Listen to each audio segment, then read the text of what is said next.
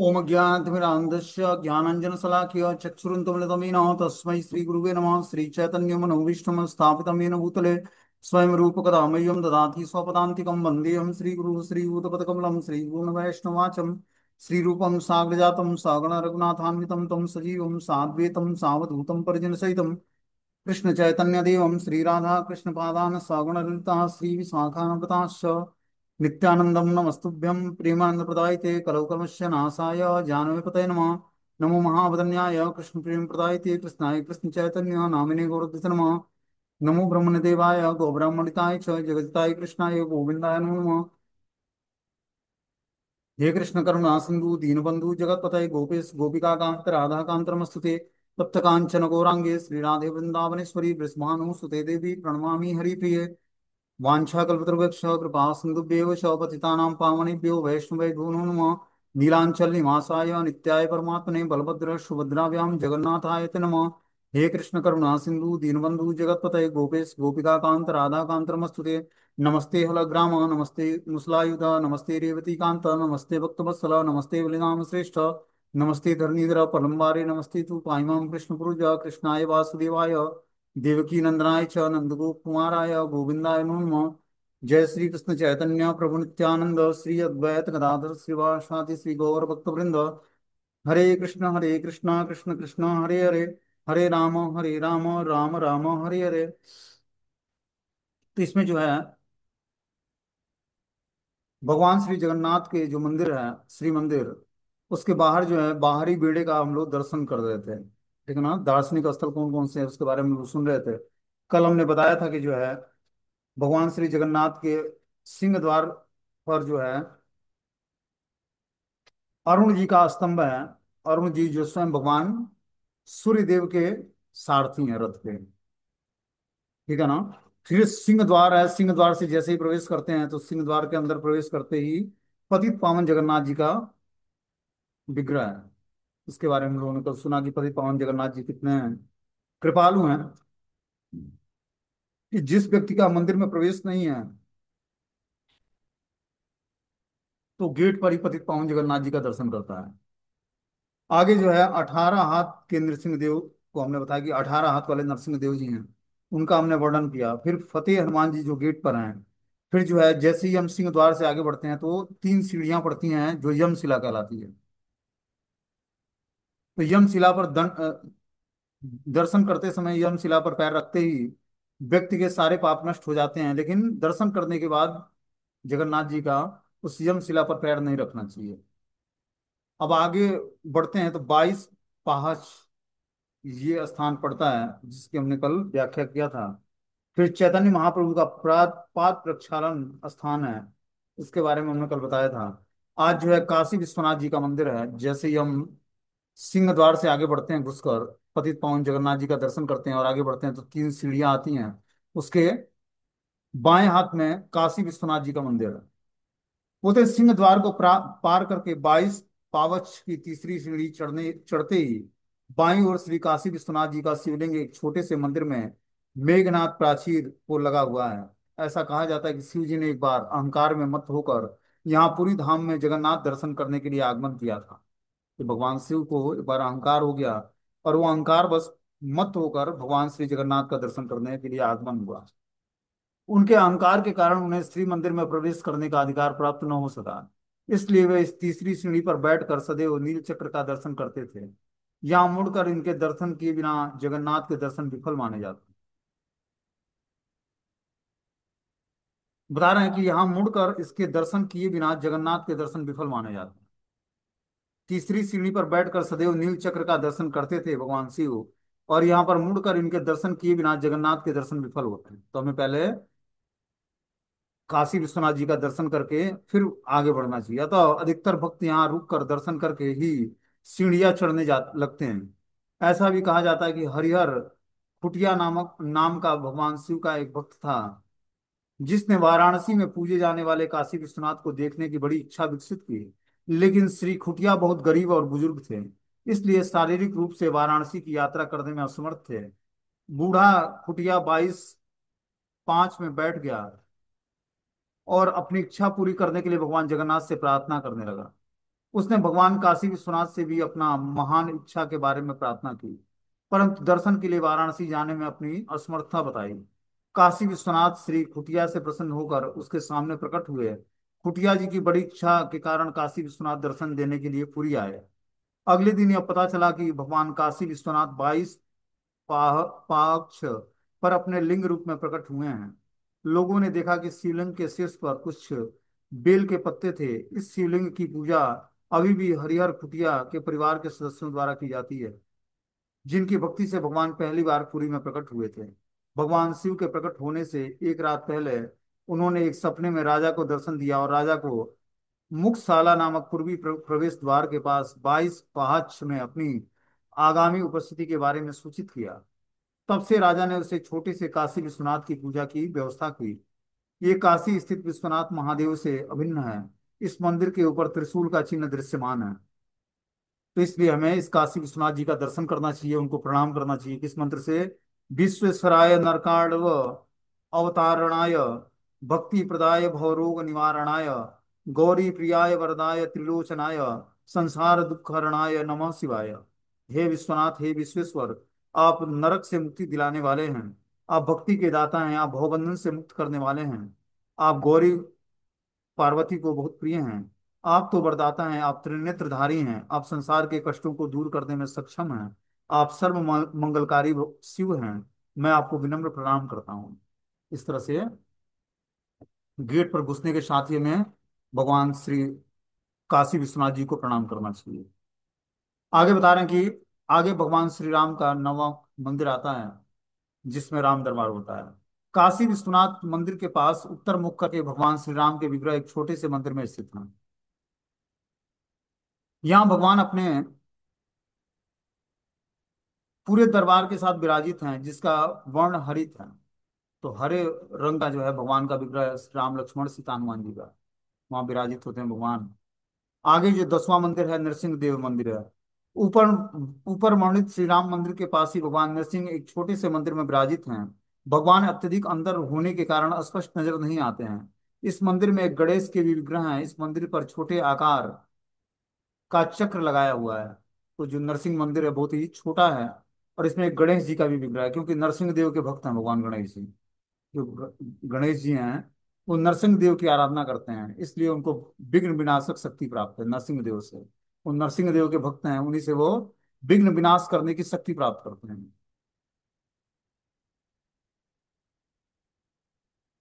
अब आगे जो है राधा कृष्ण मंदिर है। बोलते हैं कि पाइस पावच से बाईं ओर मुड़ते ही एक ऊंचे चबूतरे पर यह मंदिर स्थित है, जिसमें राधा कृष्ण के अति पुरातन विग्रह उपस्थित हैं। अधिक समय में यह मंदिर बंद ही रहता है। तो राधा कृष्ण मंदिर है जो एक ऊंचे चबूतरे पर स्थित यह मंदिर है, जिसमें राधा कृष्ण के अति पुरातन विग्रह उपस्थित हैं। अब आगे जो है भेंट मंडप की बताई जा रही है कि भेंट मंडप क्या है। बोलते हैं चाहड़ी मंडप की तरह यह मंडप मेघनाथ प्राचीर से सटा हुआ है। 22 पावच से बाईं ओर जगन्नाथ रसोई में प्रवेश करने का यह स्थान दर्शनीय है। भगवान जगन्नाथ रथ यात्रा से लौटकर सिंह द्वार से बाहर अपने रथ पर होते हैं। तब श्री लक्ष्मी देवी यहाँ अपने पूर्ण ऐश्वर्य समेत आकर यहाँ उनका दर्शन करती है। इस मंडप के पास मेघनाथ प्राचीर पर दो सिंह विराजित हैं, जो सरलता से बड़ दांड को देखते हैं। यह स्थान नीचे रास्ते में दृष्टव्य है। नीलाद्री विजय उत्सव के दिन महालक्ष्मी यहाँ से जगन्नाथ को देखती है और उनकी आरती उतारती है। यह दृश्य अत्यंत भव्य और सुंदर होता है। भेंट का अर्थ है बैठक, और इस प्रकार भेंट मंडप का अर्थ है वह मंच जहाँ लक्ष्मी देवी भगवान जगन्नाथ का मिलन होता है। ये भेंट मंडप में ही श्री लक्ष्मी देवी जगन्नाथ जी से मिलते हैं। अब जगन्नाथ जी की रसोई घर के का वर्णन इसमें आता है कि जगन्नाथ जी का जहाँ भोजन बनता है उसका वर्णन क्या है। बोलते हैं 22 पावच से चढ़ने पर, मतलब सीढ़ियां चढ़ने पर, कुर्म प्राचीर के प्रमुख तोरण में प्रवेश करने के पूर्वी बाईं ओर भगवान जगन्नाथ का विश्व का सबसे बड़ा रसोई घर है।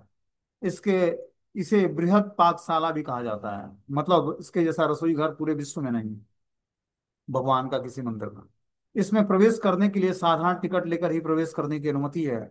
यह विस्तृत रूप से फैला हुआ है। उड़ीसा में इसे रोस घर या रोसशाला कहा जाता है। यह पाकशाला 1 एकड़ क्षेत्र में फैली हुई है।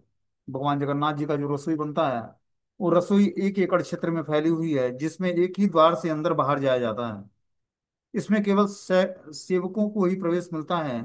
अन्य दर्शनार्थी केवल बाहर से खिड़कियों से झांक कर देखते हैं। भेंट मंडप के बाईं ओर आगे चलने से व्यक्ति रसोई में गंगा कूप के पास आता है, जहां स्वयं गंगा देवी सेवा करने हेतु मीठे जलाशय के रूप में प्रकट हैं। कई सेवकगण बड़ी बड़ी हांडियां भर कर ले जाने जाते हुए नजर आते हैं। उससे आगे चलकर बाईं ओर ठेकरी शाला है, जहाँ विभिन्न अन्न दालों आदि का आटा बनाया जाता है। फिर रसोई के पीछे मेघनाथ प्राचीर से सटकर चलने से पाकशाला की अग्नि परिक्रमा से दिखाई पड़ती है। यह पाकशाला के पीछे उपस्थित बड़े वट वृक्ष के नीचे ही भगवान जगन्नाथ के अपने भक्त बंधु मोहंती को प्रसाद देकर कृपा की थी। बता रहे हैं कि जो है मेघनाथ प्राचीर से सटकर चलने पर पाकशाला की अग्नि परिक्रमा में दिखाई पड़ती है। जो पाकशाला में अग्नि लगती है, तो वो जो है परिक्रमा जब हम करते हैं जगन्नाथ जी के मंदिर की, तो उसमें पाकशाला की अग्नि दिखाई देती है। यहाँ पाकशाला के पीछे उपस्थित बड़े वट वृक्ष के नीचे ही भगवान जगन्नाथ ने अपने भक्त बंधु मोहंती को प्रसाद देकर कृपा किया था।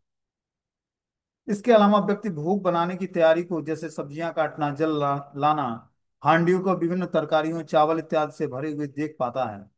सेवक गण अत्यंत आनंद और प्रेम से इन कार्यों में लगे हुए दिखते हैं, जिसको देखने मात्र से हमारे हृदय में भगवत सेवा की भावना वृद्धिगत होती है। मंदिर में रसोई से संबंधित विभिन्न वस्तुओं को रखने के लिए अनेक भंडार गृह हैं, जिसे सरघर कहा जाता है। रसोई के पास वाले इस भंडार में कूटने पीटने का काटने के उपकरण रखे जाते हैं। वहां एक चावल का आटा, उड़द का चूर्ण बनाने की ढेकली शाला है। रसोई घर का विस्तृत वर्णन जगन्नाथ अर्पित भोग नामक, आगे भी इसका वर्णन मिलेगा हम लोग को, उसका वर्णन हम लोग आगे सुनेंगे। आगे बता रहे हैं इसमें कि जो है शिव ईशान देवेश्वर महादेव। रसोई घर की परिक्रमा पूर्ण करने के पश्चात और दक्षिण द्वार के आंगन में प्रवेश करने के पूर्व यह मंदिर है। यह एक छोटा परंतु सुंदर मंदिर है, जिसमें सेवक गण उचित रूप से उनकी नित्य रूप से सेवा करते हैं।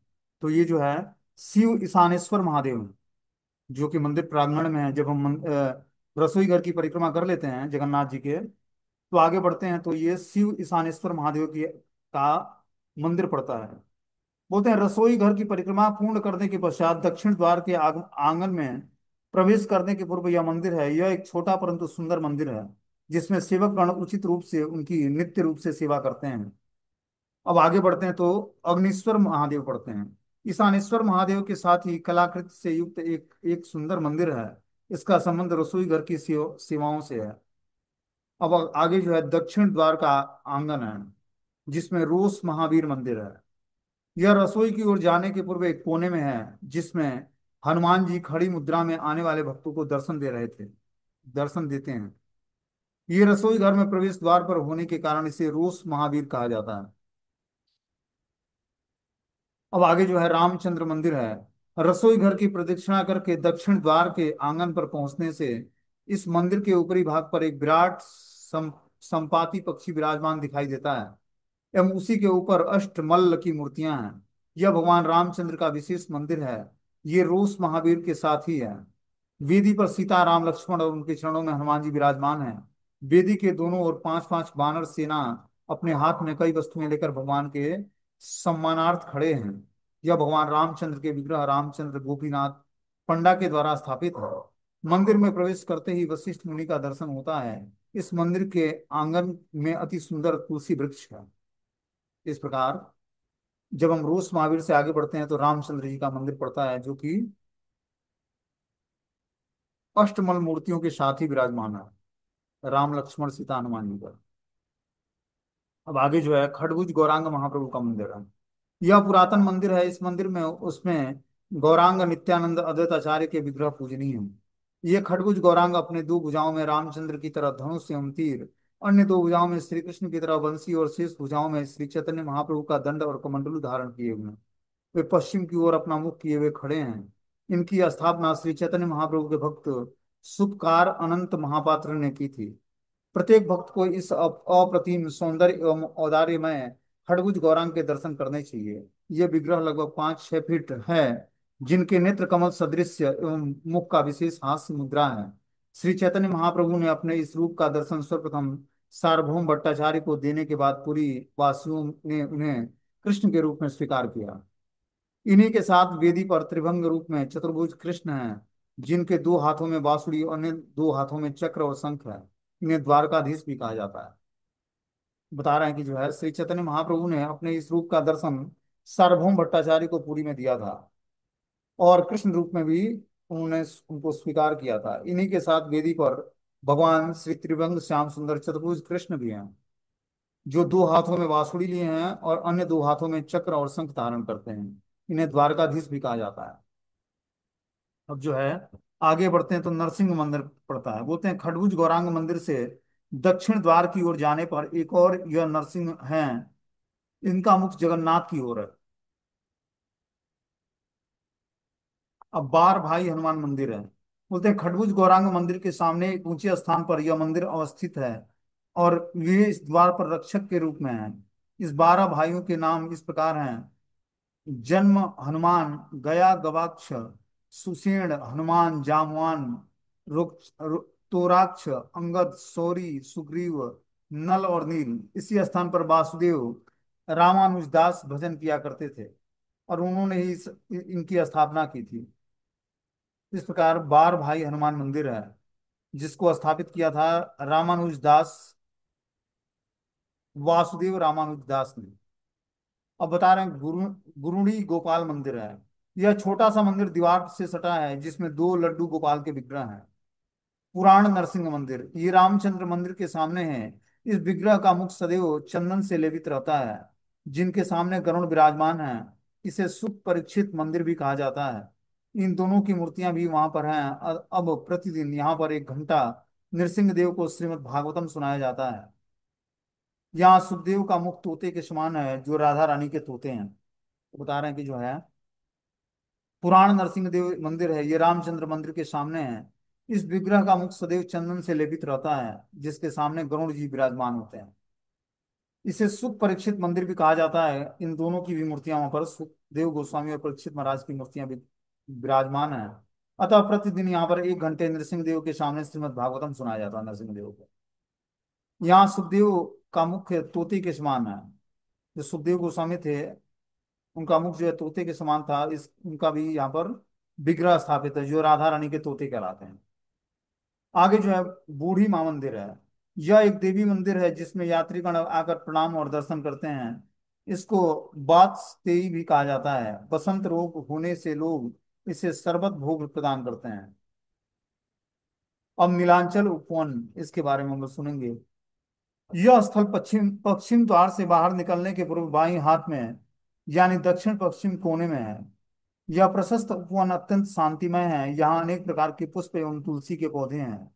इनको तुलसी बगीचा भी कहा जाता है। यहाँ विशेष कुआं है, जिससे इस उपवन की सिंचाई की जाती है। दक्षिण और पश्चिम इन दोनों द्वारों से यहाँ जाने के लिए मार्ग है। इस बगीचे में कई छोटे छोटे मंदिर हैं। एक छोटे से भक्त समुदाय को बिठाकर बड़े ही शांति से यहाँ कथा की जाती है। तो ये जो नीलांचल उपवन है, यहाँ पर बता रहे हैं कि जो है ये स्थान पश्चिम पश्चिम द्वार के से बाहर निकलने के पूर्व बाएं हाथ में, यानी दक्षिण पश्चिम कोने में है। यह प्रशस्त उपवन अत्यंत शांतिमय है।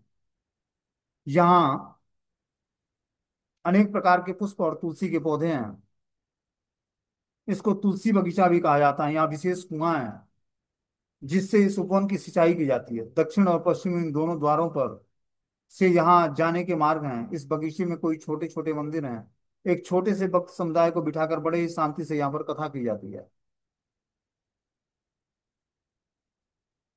आगे बता रहे हैं कि निर्मालय खलिहान, नीलांचल उपवन में एक बड़ा ऊंचा चबूतरा है, जिस पर भगवान जगन्नाथ के अन्न प्रसाद को फैलाकर सुखाया जाता है, जो निर्मालय के नाम से जाना जाता है। और जिसे छोटे छोटे गुलाबी या लाल रंग की थैली में भरकर धाम से आने वाले श्रद्धालु भक्तों को बेचा जाता है, जिसे अपने अपने स्थान लाकर भक्तजन प्रतिदिन अथवा द्वादशी में कुछ अंश निर्मालय महाप्रसाद को ग्रहण करते हैं। इसी खलिहान के पास एक घर में भगवान का गज उद्धारण बेस रखा जाता है। मादक पंजिका के अनुसार यह 1786 में ही बनाया गया था। हम लोग देखते हैं कि जो है गुलाबी रंग के वस्त्र में चावल निर्मालय के रूप में मिलता है, जिसको भक्त लोग परचेज करके लाते हैं। बोलते हैं नीलांचल उपवन में यह एक ऊंचा चबूतरा है, जिस पर भगवान जगन्नाथ के अन्न प्रसाद को फैलाकर सुखाया जाता है। जो निर्मालय के नाम से जाना जाता है, और जिसे छोटे छोटे गुलाबी या लाल रंग की थैलियों में भरकर धाम से आने वाले श्रद्धालु भक्तों को बेचा जाता है, जिसे अपने अपने स्थान में लाकर भक्तजन प्रतिदिन अथवा द्वादशी के कुछ अंश निर्मालय महाप्रसाद को ग्रहण करते हैं। इसी खलियान के पास एक घर में भगवान का गज उदाहरण वेश भी रखा जाता है। पश्चिम द्वार का आंगन, जो पश्चिम द्वार है भगवान का, जगन्नाथ जी के मंदिर का, उसके आंगन में चार धाम मंदिर है। इसमें तीर्थेश्वर के रूप में जगन्नाथ विग्रह के साथ बद्रीनाथ, रामेश्वरम, द्वारकाधीश और केदारनाथ भी। गरीब और वृद्ध व्यक्ति इन स्थानों में जा नहीं सक पाएंगे, उनके लाभ के लिए आदि शंकराचार्य ने इनको स्थापित किया था। इसके विग्रह के सामने मंदिर में नदी विराजित है। तो ये चार धाम मंदिर जो है पश्चिम द्वार के आंगन में विराजमान है। कनपटा हनुमान, इस हनुमान की बहुत सुंदर कथा है। भगवान जगन्नाथ का मंदिर महासागर के तट पर स्थित है। लक्ष्मी देवी समुद्र मंथन के समय प्रकट हुई और भगवान ने उनको विवाह कर लिया। भगवान ने उनसे विवाह करने पर भगवान महासागर के दामाद बन गए और महासागर जगन्नाथ जी के ससुर बन गए। रात के समय महासागर की ऊंचे लहरें ऊंचे स्वर में ध्वनि करती थी और पूरे पुरी में सुनाई देती थी। एक समय यह ध्वनि भगवान जगन्नाथ के मंदिर में प्रवेश कर गई, जिससे भगवान की निद्रा भंग हो गई। भगवान जगन्नाथ ने समुद्र को ध्वनि न करने का आदेश दिया, ताकि उनका विश्राम भंग न हो। उसी काल से समुद्र की लहरों को टकराने की ध्वनि फिर कभी जगन्नाथ मंदिर में प्रवेश नहीं की। भगवान जगन्नाथ ने अपने भक्त हनुमान को दक्षिणी द्वार पर नियुक्त किया और कहा कि वे ध्यान से सुने और सुनिश्चित करें कि वह ध्वनि कभी मंदिर में न आए। कान पटा का अर्थ है कि अपने कानों को सुनने में व्यस्त रखना। इस प्रकार यहाँ हनुमान जी को कान पटा हनुमान के नाम से जाना जाता है। तो जगन्नाथ जी ने स्वयं हनुमान जी को उस मंदिर में विराजमान मंदिर में सुनने की सेवा, कि तुम ये सुनते रहना कि कोई कभी भी समुद्र का जो टकराव होता है लहरों का, उससे जो आवाज उत्पन्न होती है वो जगन्नाथ मंदिर में प्रवेश ना करे, जिससे हमारी नींद में दिक्कत ना आए। इसलिए हनुमान जी को वहां पर विराजित किया। अब आगे जो है नीलाद्री विहार, यह भगवान जगन्नाथ से संबंधित विग्रहों से सज्जित संग्रहालय है। यह स्थान पहले भगवान का धान रखने का भंडार था। इसे कुछ वर्ष पूर्व बनाया गया था। इसी प्रवेश द्वार की बाईं ओर एक विशाल पीतल का घंटा रखा गया है, जिसका आकार 4 फीट का है। पुर्तगाली भाषा में कुछ लेख उस पर प्राप्त होते हैं। कहा जाता है कि पांडिचेरी से चर्च का यह विशाल घंटा समुद्री मार्ग से ले आया जा रहा था, परंतु रास्ते में भयंकर तूफान आया और जहाज डूबने लगा। तब दूसरी समुद्र से जहाज के कप्तान ने नील चक्र को देखा। भगवान इस नील चक्र के नीचे होंगे, उन्हें यह घंटा समर्पित करूंगा। इस प्रार्थना के प्रभाव से तूफान शांत हो गया। उस कप्तान ने एक घंटा लाकर भगवान जगन्नाथ के मंदिर में दे दिया। इस प्रकार वो घंटा जगन्नाथ जी के मंदिर में विराजमान है। अब जो वैद्यनाथ है भगवान शिव, तो वो भी जगन्नाथ मंदिर के प्रांगण में उपस्थित हैं, वैद्यनाथ महादेव। जिस तरह ब्रज के अंदर सारे देवताओं को भगवान ने कृष्ण ने स्थापित किया है, बुला बुला कर सब भगवान की सेवा के लिए आते हैं, उसी तरह भगवान श्री जगन्नाथ के मंदिर में सारे देवी देवता, जितने धाम हैं, जितने तीर्थ हैं, सब विराजमान है। बस उनका दर्शन कर ले व्यक्ति तो सारे तीर्थों और सारे धामों का दर्शन करने का फल मिल जाएगा। जगन्नाथ मंदिर में जितने भी पूरे विश्व ब्रह्मांड में तीर्थ हैं, सबको जगन्नाथ जी की सेवा में नियुक्त किया गया और सब मंदिर के प्रांगण में विराजमान है। बहुत ही ऑस्पिशियस जगह है, लेकिन वहां पर्टिकुलर टाइम निकाल के जाना पड़ेगा दर्शन करने में, कम से कम 4-5 दिन, तब जाकर आराम से दर्शन हो पाएगा। बोलते हैं कि नीलाद्री विहार में और कनपटा हनुमान मंदिर के पीछे यह मंदिर है, जहाँ शिवलिंग की विधिवत आराधना होती है। जो वैद्यनाथ शिवलिंग है, उसकी आराधना नीलाद्री विहार में और कानपटा हनुमान मंदिर के पीछे यह मंदिर विराजमान है, जहाँ शिवलिंग की आराधना की जाती है। उत्तर द्वार का आंगन, जो उत्तर द्वार है भगवान जगन्नाथ के मंदिर का, उस द्वार के आंगन में कौन कौन से विग्रह विराजमान है, इसके बारे में हम सुनेंगे। बोलते हैं यहाँ महावीर तपस्वी हनुमान, वामन, लक्ष्मी नरसिंह, उत्तरायणी, श्री शीतला देवी, झाड़ेश्वरी, बीढ़ा लोकनाथ, गणेश, परशुराम, परशुनाथ और धौलेश्वर महादेव पूजित होते हैं। अब आगे बता रहे हैं कि जो है कोयली वैकुंठ मंदिर है। बाहर बेड़े से यानी कुर्म प्राचीर एवं मेघनाथ प्राचीर के मध्य भाग में यह स्थित है। नीलाद्रि विहार के ठीक पीछे और उत्तर द्वार की पश्चिम दिशा में कोयली वैकुंठ या कैवल्य वैकुंठ अवस्थित है। यह साधारण टिकट लेकर उसमें प्रवेश करने की अनुमति है। यहाँ के सेवकों का कहना है कि भगवान कृष्ण ने श्रीमती राधा रानी अथवा लक्ष्मी देवी को यहाँ पर कोयले के रूप में दर्शन दिया था, इसलिए इसे कोयल नाम से भी संबोधित किया जाता है। कुछ लोग कहते हैं कि नौ कलेवर में भगवान के पुराने विग्रह को यहाँ पर समाधिस्थ करने के कारण लक्ष्मी देवी कोयल के रूप में क्रंदन करती हैं, इसलिए इसे कोयली वैकुंठ कहा जाता है। कि जब भगवान की समाधि को कलेवर को समाधि दी जाती है तो वहां पर लक्ष्मी जी विराजित होकर क्या करती हैं, रोती हैं भगवान के लिए, इसलिए वहां उसको कोयली वैकुंठ कहा जाता है। यह एक बगीचा है जिसमें एक साथ उगे हुए पीपल तथा बट वृक्ष के नीचे स्थित गहरे गड्ढे में भगवान को पुराने विग्रहों को समाधिस्थ किया जाता है। यह स्थान तमाल, सियाली, माधवी, सावड़ा, डुबरी आदि वृक्षों से घिरा हुआ है। यह तुलसी युक्त वन है। यहाँ भगवान जगन्नाथ की सेवा के लिए फल एवं तुलसी के कई पौधे लगाए गए हैं। यह स्थान नौ कलेवर से अत्यधिक संबंधित है लगता है, क्योंकि नए विग्रह निर्माण का दारू यहाँ स्थित एक लंबे कक्ष में रखा जाता है एवं पुराने विग्रहों को यहाँ समाधिस्थ की जाती है। तो जो नौ कलेवर भगवान का चेंज होता है तो उसको जो विग्रह बनाने होते हैं उसकी जो दारू मतलब लकड़ी होती है उसको एक लंबे से कक्ष में रखा जाता है और पुराने विग्रहों को और वहां पर समाधि दे दी जाती है। दर्शनार्थी यहाँ दर्शन हेतु जाते हैं। यहीं पर उत्तर की ओर तामंजिला मकान है, 3 मंजिला मकान है जिसमें राजा इंद्रदुम्न, गाल माधव आदि की मूर्तियां हैं। अब आगे जो बढ़ते हैं तो तपस्वी हनुमान जी का मंदिर है। हनुमान जी का यह विग्रह श्री जगन्नाथ मंदिर के उत्तरी द्वार पर मंदिर की सुरक्षा के लिए स्थापित किया गया है। कि स्वयं हनुमान जी उस मंदिर की सुरक्षा करते हैं। उन्हें चारी चक्र हनुमान या खडभुज हनुमान के नाम से भी जाना जाता है। चारी चक्र अर्थात उन्होंने अपने हाथ में 4 चक्र धारण किए हैं। हनुमान जी के हाथ में हो, उस हनुमान जी के हाथ में, तपस्वी हनुमान के हाथ में 4 चक्र है। इन चारों हाथों में चक्र, 2 हाथों में जपमाला और 2 अन्य हाथों में जगन्नाथ जी को प्रणाम कर रहे हैं। यह कमलासन में बैठे हुए हैं। हनुमान जी का यह विग्रह 4 फीट ऊंचा है और इनका मुख पूर्व की ओर है। तपस्वी जी का यह विग्रह 4 फीट ऊंचा और इनका मुख। तपस्वी हनुमान के बारे में एक रोचक कथा प्रचलित है कि एक समय भगवान ने सुदर्शन चक्र को यह सोचकर बहुत गर्व हो गया कि मैं भगवान के बहुत ही निकट हूँ और उन्हें सबसे प्रिय हूँ। भगवान जगन्नाथ अभिमान को नष्ट करने के लिए विख्यात हैं और उन्हें सुदर्शन चक्र का गर्वित होना पसंद नहीं आया। सुदर्शन चक्र सोच रहे थे कि वे बहुत ही शक्तिशाली हैं क्योंकि उनके द्वारा भगवान की रक्षा हो पाती है और वे उन पर निर्भर है।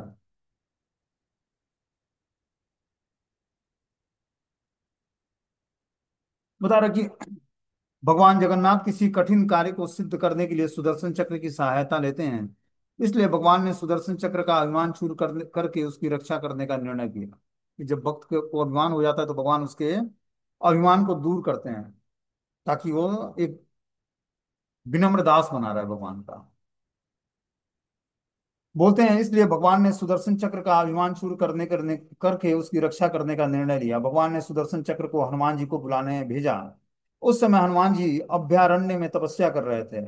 सुदर्शन चक्र तुरंत हनुमान को सूचना देने पहुंचा और भगवान जगन्नाथ उनसे मिलना चाहते हैं। हनुमान ने अपने स्वामी को मिलने के लिए यात्रा शुरू की। हनुमान को सूचित करने के पश्चात सुदर्शन चक्र तत्काल मंदिर में हनुमान से पहले पहुंच गया। जैसे ही हनुमान मंदिर के समीप पहुंचे सुदर्शन चक्र मंदिर की परिधि के अंदर बहुत तेजी से हनुमान के मार्ग को बाधित करते हुए घूमने लगा। उन्हें रत्न सिंहासन तक पहुंचने में बाधा डालने लगा। हनुमान ने अपने आप से कहा कि मैं कैसे अपने स्वामी से मिल सकता हूँ। उन्होंने भगवान जगन्नाथ का आश्रय उन्हें केवल स्मरण करके लिया। उसी समय भगवान की कृपा से हनुमान जी को शक्ति प्राप्त हुई और उनकी 6 अतिरिक्त भुजाएं उत्पन्न हो गई। इस प्रकार वे अष्टभुज हनुमान बन गए। उन्होंने 4 हाथों से प्रत्येक में सुदर्शन चक्र धारण किए। 2 हाथों से वे प्रणाम कर रहे थे और 2 हाथ भगवान के पवित्र नाम का कीर्तन और गुणगान करने में संलग्न था। तत्पश्चात हनुमान जी रत्न सिंहासन की ओर भगवान जगन्नाथ से मिलने के लिए प्रस्थान किया।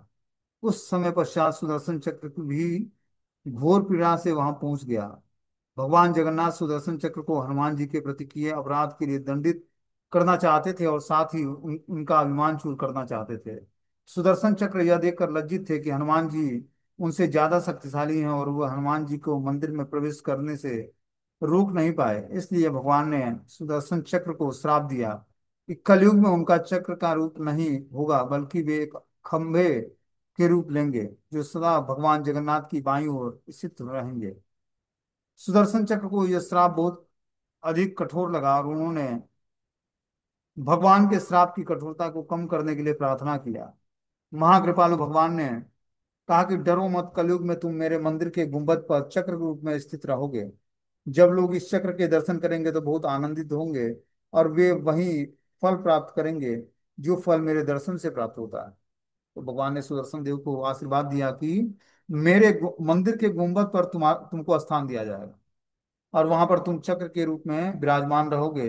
और जो भक्त लोग हमारे दर्शन से वंचित हो गए लेकिन तुम्हारा दर्शन कर लेंगे उस चक्र का, तो उनका दर्शन पूर्ण माना जाएगा और उनको मेरे दर्शन का ही फल प्राप्त होगा। आगे बता रहे हैं कि तपस्वी हनुमान जी का प्रणाम मंत्र क्या है कि भक्ताग्रणी शांतम सुरंग देहम भुजद्वय पर्वत वृक्ष युक्तम बद्धा जलति मृदगर युक्त कक्षया भजे कपिंद्रम कृत वैरिनाशम। हे तपस्वी, हे हनुमान, आप सभी भक्तों के में श्रेष्ठ हैं। आप शांत स्वभाव के हैं, आपका देह नारंगी रंग का है। आपने अपने दोनों हाथों में पर्वत और वृक्ष धारण किए हैं। आप सदैव भगवान के पास हाथ जोड़े उपस्थित रहते हैं। आपको कंधे पर मुक्तर है और आप सभी बानरों के राजा कपिंद्र हैं। आप शत्रुओं के सिंहासन है और मैं आपकी पूजा करता हूँ। इस प्रकार उस हनुमान जी का प्रणाम मंत्र उच्चारण करके उनको प्रणाम करना चाहिए। अब उत्तरायणी देवी मंदिर है। बोलते हैं तपस्वी हनुमान के पास ही यह मंदिर है। यह दुर्गा के रूप में स्थित है। यह सदैव वस्त्रों से ढकी रहती हैं परंतु उनका सुंदर मुख से दिखाई पड़ता है।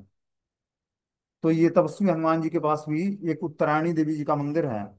यह दुर्गा के रूप में विराजमान है। यह सदैव वस्त्रों से ढकी रहती हैं और इनका सुंदर मुख दिखाई पड़ता रहता है। तो उत्तरायणी देवी को प्रणाम कैसे करना चाहिए, इसका मंत्र दिया हुआ है कि उत्तरायणी चोत्तरां दुर्गा नीलवर्णा त्रिलोचनां शूला चर्म खडम च नागपाश धरा शुभां पाशाकुश सकरां सौम्यां चैतन्य श्रृंग गकरान्वितः धनुष्वाणा धरा मुग्धा कात्यायनी बीजाम्यहम्। हे उत्तरायणी, आप उत्तर दिशा की दुर्गा हैं। आपका रंग नीला है।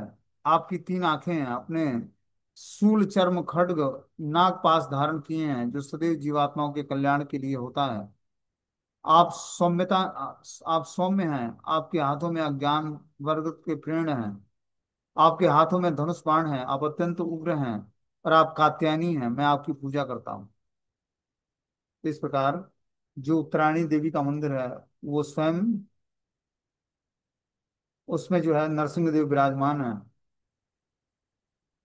अब आगे जो है श्री शीतला देवी मंदिर है। बोलते हैं उत्तरायणी देवी के मंदिर के पास यह मंदिर है। यह बहुत ही प्रसिद्ध है।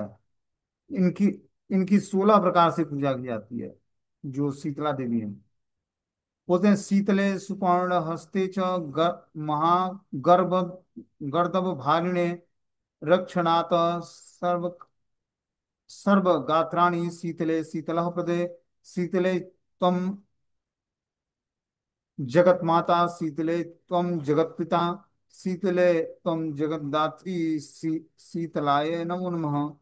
हे शीतला देवी, आपके हाथ में फूला है। आप अपने गर्दभ वाहन पर विराजमान होती हैं।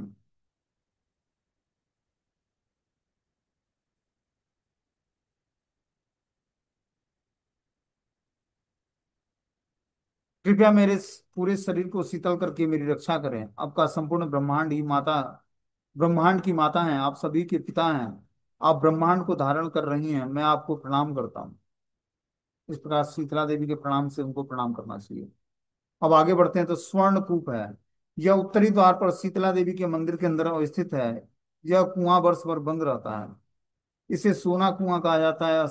स्नान यात्रा के एक दिन पहले इसे साफ किया जाता है। इसी कुएं का जल लाकर देव स्नान के दिन भगवान जगन्नाथ बलराम और सुभद्रा को स्नान कराया जाता है। इसी कुएं का जल सर्व तीर्थमय माना जाता है। 11वीं शताब्दी के दौरान राजा चोंडगंग देव उड़ीसा पर शासन कर रहे थे। उस समय तक जगन्नाथ मंदिर बहुत जीर्ण शीर्ण स्थिति में था। भगवान जगन्नाथ के लिए एक अच्छा मंदिर बनवाना चाहते थे। इस उद्देश्य से उन्होंने बहुत सारा सोना इकट्ठा किया और उसे एक कुएं के अंदर जमा कर दिया। इस सोने का उपयोग तब मंदिर के निर्माण और विग्रहों के लिए आभूषण बनाने के लिए प्रयोग किया जाना लगा। तो ये स्वर्णकूप है। इसमें बता रहे हैं कि 11वीं शताब्दी के दौरान राजा चंड देव देव ने उड़ीसा पर शासन कर रहे थे। उस समय तक जगन्नाथ मंदिर बहुत जीर्ण शीर्ण प्रतीत हो रहा था। राजा भगवान जगन्नाथ को एक अच्छा मंदिर बनवाना चाहता था। इसी उद्देश्य से उन्होंने बहुत सारा सोना एकत्रित किया और उसे इस कुएं में जमा कर दिया। इस सोने का उपयोग तब मंदिर के निर्माण तथा विग्रहों की पूजा के लिए आभूषण बनाने के लिए किया था। अब आगे जो है परशुनाथ भगवान का मंदिर है। यह तपस्वी हनुमान के सामने ही हैं। इनको परेशनाथ भी कहा जाता है। अब आगे जो है धवलेश्वर महादेव हैं। बोलते हैं यह परशुनाथ के साथ ही हैं। और यहाँ शिवलिंग की पूजा होती है। ईशानेश्वर महादेव, यह मंदिर उत्तरी द्वार पर अवस्थित है। उत्तर द्वार से आनंद बाजार जाने के रास्ते में यह आता है। यह मंदिर से घुसते ही बाईं ओर एक पतली जलधारा दिखाती है। इसे गुप्त हनुमान कहा जाता है। या वहीं से दाईं ओर उतरने से गहराई में ईशानेश्वर महादेव विराजमान है।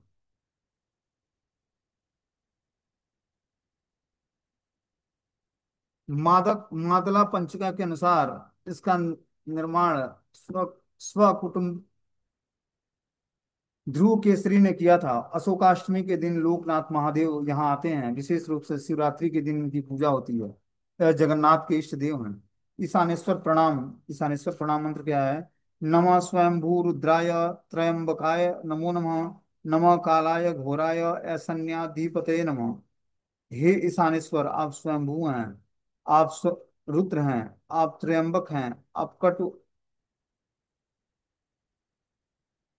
और घोर हैं। आप ईशानेश्वर दिशा के स्वामी और नियंत्रक और रक्षक हैं। मैं आपको विनम्र प्रणाम करता हूँ। इस प्रकार ईशानेश्वर महादेव का वर्णन हम लोग सुना। अब आनंद बाजार की महिमा क्या है उसको हम लोग कल सुनेंगे। हरे कृष्णा।